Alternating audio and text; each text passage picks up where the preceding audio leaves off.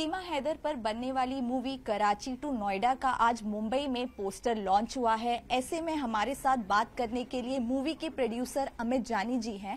तो लगातार एमएनएस द्वारा जो है इस मूवी का विरोध किया जा रहा है। ऐसे में आप खुद मुंबई पहुंचे और यहाँ पर ही आपने पोस्टर लॉन्च किया है। तो पहले तो पोस्टर के बारे में बताइए और ये मूवी रिलीज कब होगी इसके बारे में बताइए। ये पोस्टर लॉन्च हुआ है, ये कराची टू नोएडा, ये एक मूवी है जो हम बना रहे हैं और इसको हम 26 जनवरी को रिलीज करेंगे थिएटर पे।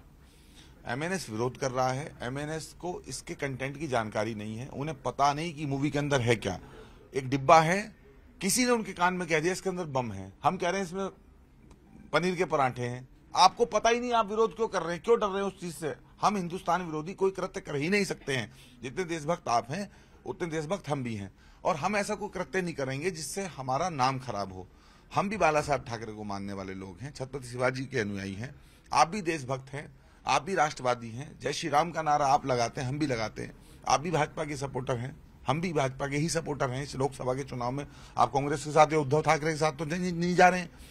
तो जब हमारा आपका एक रास्ता है, हमारी आपकी एक विचारधारा है, तो आपने कैसे ये सोच लिया कि हम लोग यहाँ पे फिल्म के जरिए अपने देश को नीचा दिखाएंगे। देश भक्ति की मूवी है, वीर जारा की तरह, गदर 1-2 की तरह ये एकदम वंदे मातरम और भारत माता की जय के नारे लगवाएगी थिएटर के अंदर।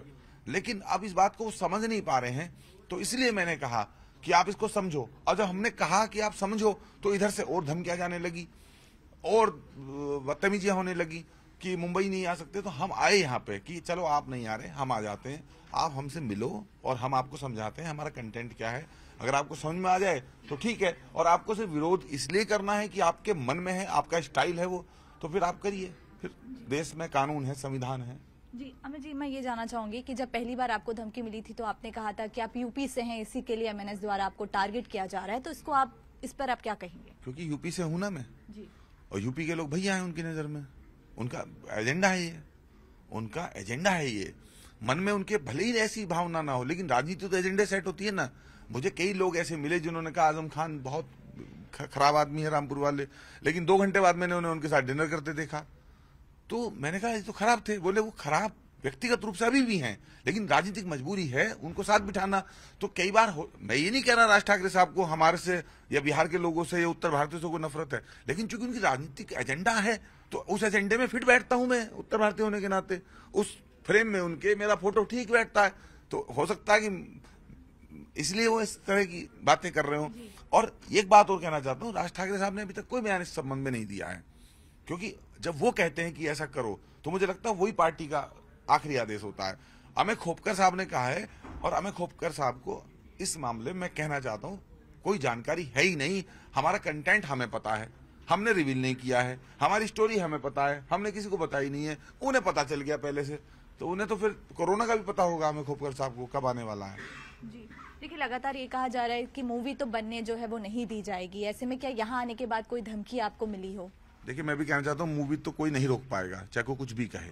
कोई भी धरती पे मूवी बनेगी, हर सूरत में बनेगी। इस देश में संविधान है, कानून है, इस देश में प्रशासन है, एडमिनिस्ट्रेशन है। ऐसे नहीं कि कोई किसी की मूवी रोक देगा।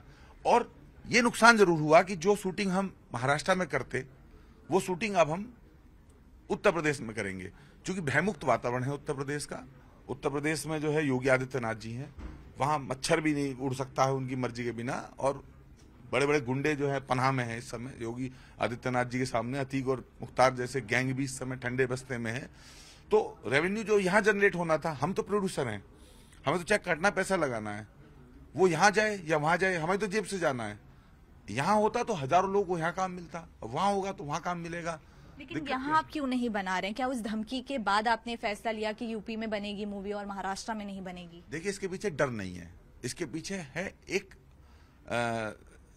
भय इस बात का है कि हिंदू एकता ना टूटे। हम लोग बहुत मुश्किल से योगी जी के आने के बाद, मोदी जी के आने के बाद एक हुए हैं। आचार्य धीरेन्द्र शास्त्री जैसे लोग बहुत मुश्किल से जो है हमें एक कर रहे हैं। बहुत सारे संतों की अभियान है कि हम एक हो जाएं, और अब ये भी थोड़े से सही रास्ते पे हैं। पहले तो बीच में 2008-9 में तो एकदम इन्होंने हमें अलग ही कर दिया था और महाराष्ट्र को राष्ट्र से बड़ा बता दिया था। लेकिन अब चूंकि ये भी जो है एकदम सही ट्रैक पे है, बड़ी मुश्किल से हम एक हुए हैं।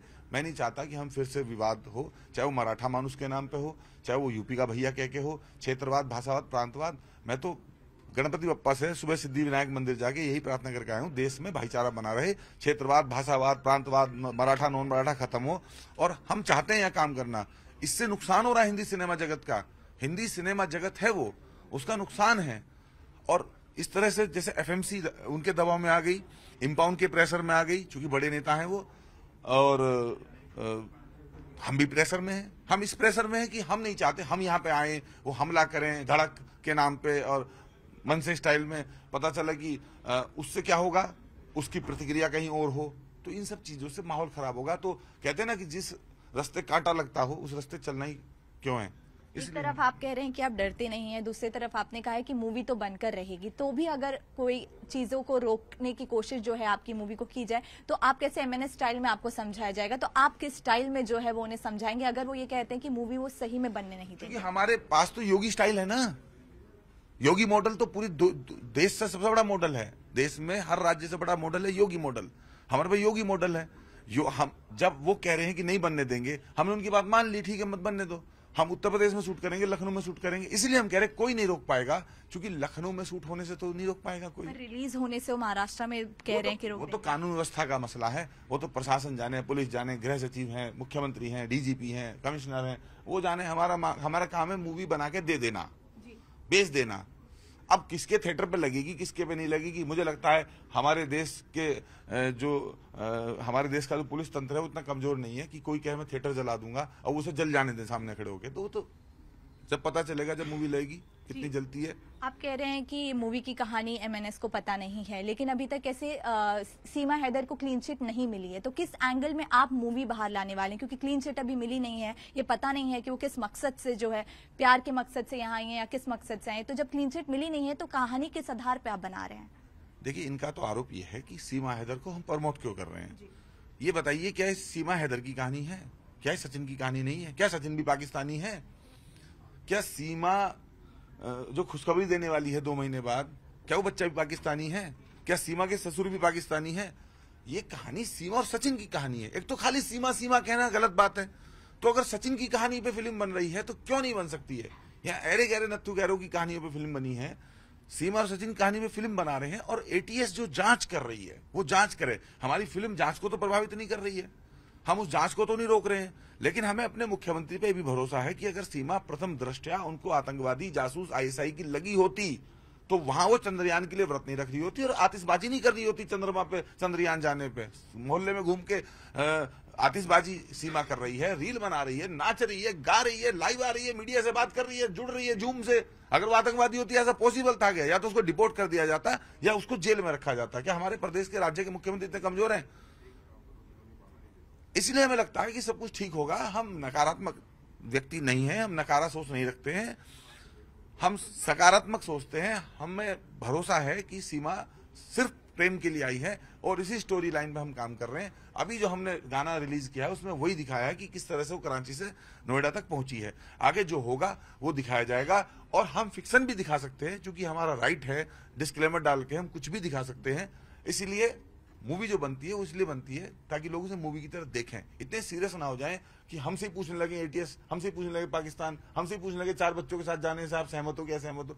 ये सब बातें हमारी नहीं है। हम फिल्मकार हैं, फिल्म वो बनाएंगे जो बाजार में जाएगी। जी अमित जी, देखिए, जब से आपने बताया है कि इस पूरी कहानी पे आप मूवी बनाएंगे, पहले तो कहानी को लेकर बवाल हुआ, अब ये कहा जा रहा है कि जो आपका टाइटल है कराची टू नोएडा, उसको लेकर भी जो है काफी ज्यादा दिक्कतों का सामना आपको करना पड़ रहा है, तो उसके बारे में जानकारी दें। देख, कराची टू नोएडा टाइटल में कुछ विवादित नहीं है। मुझे उन्होंने मेल किया कि कराची टू नोएडा कंट्रोवर्शियल है। मैंने पूछा कैसे कंट्रोवर्शियल है? उन्होंने कहा कि इसमें दूसरे देश का नाम है। हमने कहा चांदनी चौक टू चाइना में क्या आपके देश के किसी मोहल्ले का नाम है? चाइना कौन है? आपका दुश्मन देश नहीं है क्या? पूरा उन्होंने मानसरोवर कैलाश कब्जा रखा है, तो उसका उन पर कोई जवाब नहीं था। फिर उन्होंने दूसरा मेल किया मुझे कि आपको नहीं दिया जा सकता। मैंने कहा मुझे क्यों नहीं दिया जा सकता? जब शूट आउट लोखंड वाला दिया जा सकता है, शूट आउट वडाला दिया जा सकता है, गोदरा टाइटल दिया जा सकता है, बंगाल डायरी दी जा सकती है, कश्मीर फाइल दी जा सकती है। मेरी अपनी एक फिल्म है टेलर मेड स्टोरी, उसका भी टाइटल आपने दिया है, तो ये क्यों नहीं दिया जा सकता? फिर दबी जबान में वो कहते हैं कि उन्हें डर लगता है। ये डरपोक लोग हैं, और कोई व्यक्ति डर के कुछ नहीं कर सकता है। देखिए, मुझे भी तो धमकी थी कि मैं मुंबई ना हूं, लेकिन मैं यहाँ खड़ा हूं ना। जीवन मरण तो मृत्यु और जन्म तो ईश्वर के हाथ में है। अगर हम तो फिर हम क्यों चला रहे हैं इम्पा, क्यों एफएमसी चला रहे हैं? हम फिर कह दें कि एफएमसी और इम्पा जो है वो किसी एक राजनीतिक दल का अनुसांगिक संगठन है, एक शाखा है। जैसे युवा मोर्चे होते हैं, महिला मोर्चे होते हैं, ऐसे ही बता दें कि ये भी एक प्रकोष्ठ है। अगर वो स्वतंत्र है, और एमएनएस कोई ट्रिब्यूनल थोड़ी है, एमएनएस कोई सेंसर बोर्ड थोड़ी है, एमएनएस कोई भारत सरकार के द्वारा ये तय करने के लिए बॉडी बनाई हुई थोड़ी है कि आप बताओ कि आपको डायरेक्टर की शक्ल पसंद है, आपको कंटेंट पसंद है, आपको कैरेक्टर पसंद है, या आपको राइटर पसंद है कि नहीं है। तो वो कहेंगे तो मूवी बनेगी, वो नहीं चाहेंगे तो नहीं बनेगी। मैं समझता हूं ऐसा तालिबानीकरण अभी देश का नहीं हुआ है। मोदी जी हैं, गृह मंत्री अमित शाह जी हैं, सब ठीक हो जाएगा, अच्छे दिन चल रहे हैं जी। लेकिन मेरा आखिरी सवाल, एमएनएस की धमकियों से आप डरेंगे नहीं? मूवी 26 तारीख को रिलीज होकर रहेगी। मूवी तो आएगी, अब धमकी क्या, एमएनएस वाले क्या करेंगे बताओ इसमें? मूवी तो आएगी। जी, बहुत बहुत शुक्रिया हमसे बात करने के लिए। तो साफ तौर पर अमित जानी जी का कहना है कि 26 जनवरी 2024 को जो है इनकी मूवी कराची टू नोएडा जो है वो रिलीज होकर रहेगी। वीडियो जर्नलिस्ट सतीश पाटिल के साथ श्रेया दुबे, न्यूज़ 18 इंडिया, मुंबई।